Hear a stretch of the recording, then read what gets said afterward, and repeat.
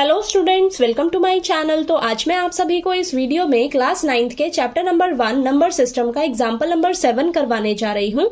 तो बेटा ये बहुत इंपॉर्टेंट एग्जाम्पल है, ध्यान से समझिएगा, ठीक है। इस टाइप के क्वेश्चंस आपको बहुत मिलेंगे, तो अगर आपने एक क्वेश्चन भी अच्छे से समझ लिया ना तो बाकी क्वेश्चंस भी आप इजीली कर लोगे, ठीक है।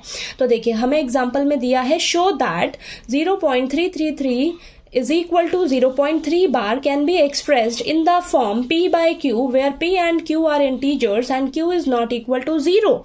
तो देखिए आपको बोला है कि इसे शो करके दिखाइए p by q की फॉर्म में, ठीक है। और हमें p और q जो है वो इंटीजर्स दिए हैं और q जो है वो नॉट इक्वल टू 0 है, ठीक है। तो देखिए हमें ये जो क्वेश्चन दिया है ये आपका डेसिमल एक्सपेंशन की फॉर्म में है बेटा, ठीक है। ये क्वेश्चन आपका डेसिमल एक्सपेंशन की फॉर्म में है, तो हमें इसे p by q की फॉर्म में एक्सप्रेस करके दिखाना है। अब ये कैसे दिखाएंगे, ध्यान से समझिएगा। इस क्वेश्चन को करने के लिए ना अपने स्टेप्स फॉलो करने हैं, ठीक है। उन स्टेप्स को ध्यान से समझना है, उसी तरीके से आपके सारे क्वेश्चंस होने वाले हैं इस तरीके के, ओके।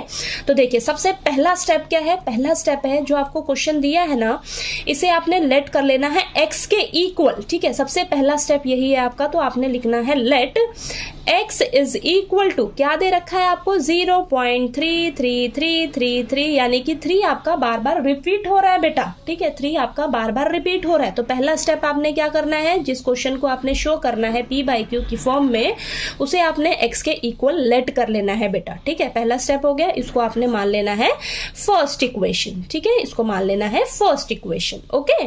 अब आपने क्या करना है नेक्स्ट स्टेप में ध्यान देना है आपका। देखिए पॉइंट के बाद कितने डिजिट रिपीट हो रहे हैं, यहीं से हमें पता लग रहा है हमारा एक डिजिट रिपीट हो रहा है बेटा, सिर्फ 3 रिपीट हो रहा है ना। तो यानी कि सिंगल डिजिट रिपीट हो रही है बार बार। तो हम क्या करेंगे, एक डिजिट रिपीट होएगा तो 10 से मल्टीप्लाई कर देना है, ठीक है।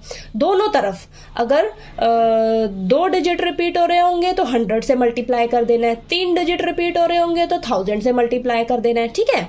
तो यहां पर एक डिजिट रिपीट हो रहा है तो हम क्या करेंगे, दोनों side multiplying both sides by 10, ठीक है। तो यहां पर लिखिए सबसे पहले multiplying both sides by 10, okay.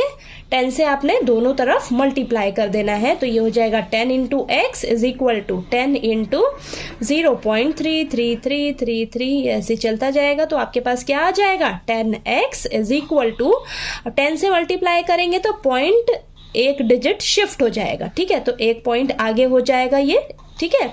तो यहां पर देखिए आपके पास क्या आ जाएगा, 3.3333, ऐसे चलता जाएगा, ठीक है।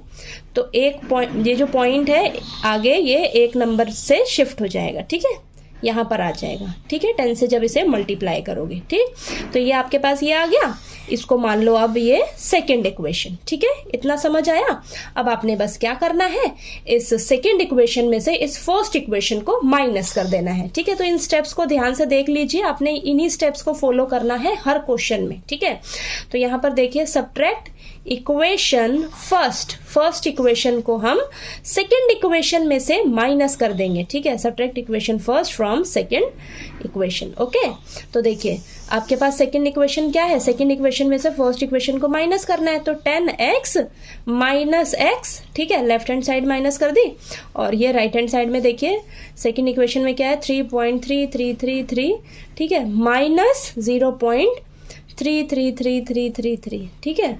तो देखिए आपके पास इधर क्या आ जाएगा, 10x में से x माइनस करोगे तो 9x आ जाएगा। और यहाँ पर देखिए आपके पास क्या आ जाएगा, 3 पॉइंट, इधर देखिए पॉइंट के बाद सब सेम है तो माइनस करोगे तो 0 ही मिलेगा आपको, ठीक है।